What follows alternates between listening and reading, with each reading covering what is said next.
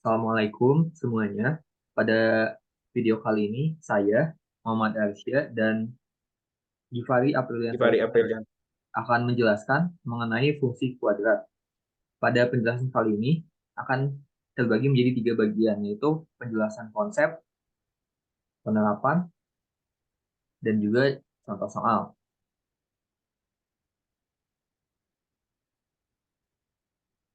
Nah, pertama, mengapa fungsi kuadrat itu sangat penting, apalagi pada penerapannya di teknologi dan informasi. Fungsi kuadrat dapat muncul dalam berbagai algoritma, misalnya dalam interpolasi data atau dalam pengembangan perangkat lunak untuk simulasi. Dalam ilmu komputer sendiri, algoritma berbasis fungsi kuadrat dapat digunakan untuk menyelesaikan berbagai masalah, meskipun untuk masalah skala besar, performa algoritma bisa berbeda-beda dan menjadi pertimbangan. Lalu, apa itu fungsi kuadrat? Fungsi kuadrat adalah fungsi polinomial yang memiliki variabel dengan pangkat tertinggi 2. Bentuk umum dari fungsi kuadrat ini sebenarnya agak mirip dengan persamaan kuadrat, hanya saja diawali dengan fungsi fx.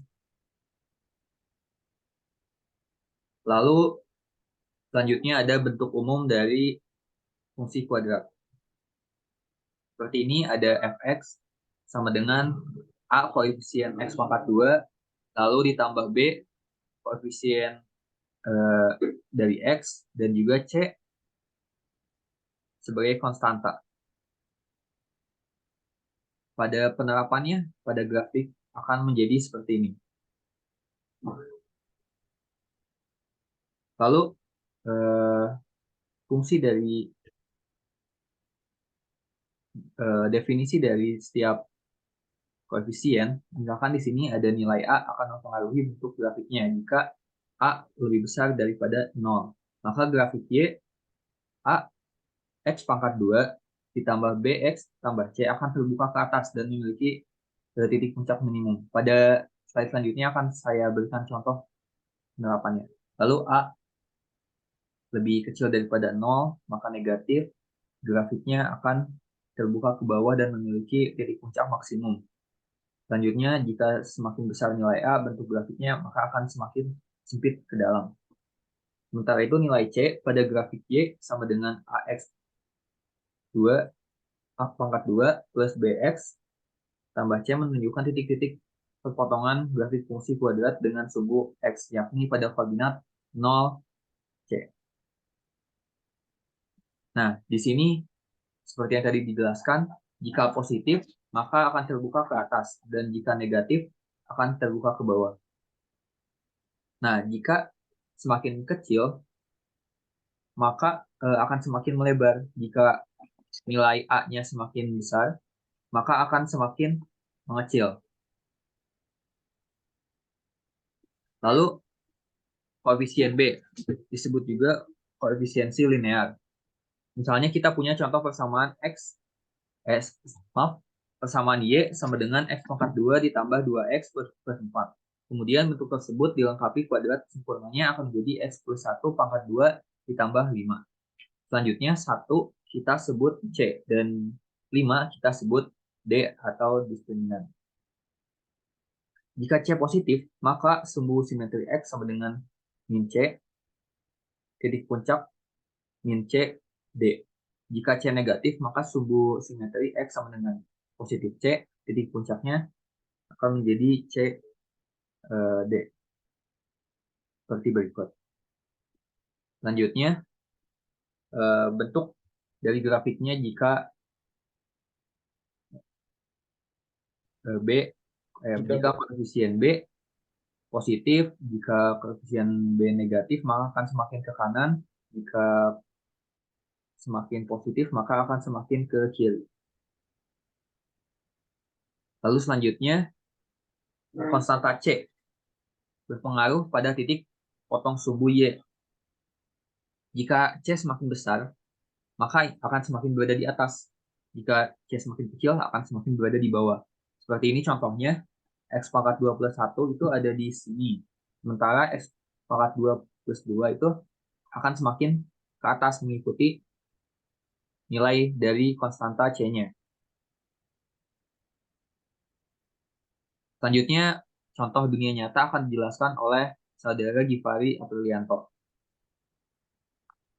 Terima kasih Arsya. Lalu untuk contoh di dunia nyata yaitu ada untuk menghitung lintasan benda, lalu ada untuk menghitung gerakan benda, lalu yang terakhir juga dapat menghitung kegiatan lompat trampolin. Lalu selanjutnya ada contoh soal di kehidupan nyata. Sebagai contoh, Anda sedang menendang bola sepak yang ditembak dari arah ke arah gawang dengan jarak 5 meter dari posisi Anda. Bola ditendang dengan kecepatan awal 14 meter per second. Hitung gerakan bola setelah 2 detik.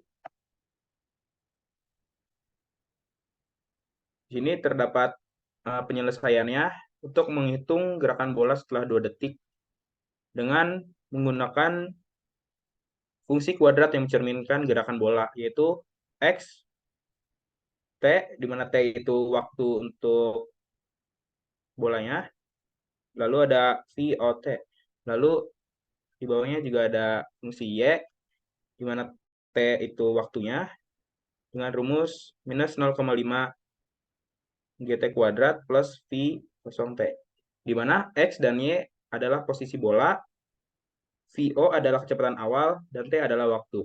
Dengan nilai-nilai yang diberikan, maka dapat dimasukkan ke dalam rumus, yaitu X dalam kurung 2, di mana waktunya 2 detik, lalu 14X sama dengan 28 meter.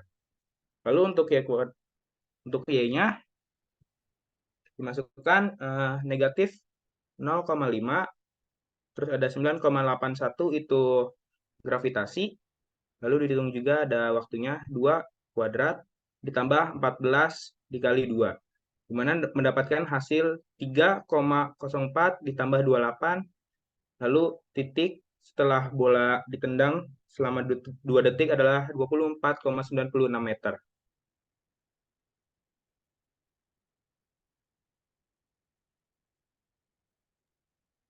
Sekian Sekian, penjelasan dari kami. Terima kasih untuk yang telah menonton. Sampai jumpa di video-video selanjutnya. Terima kasih. terima kasih.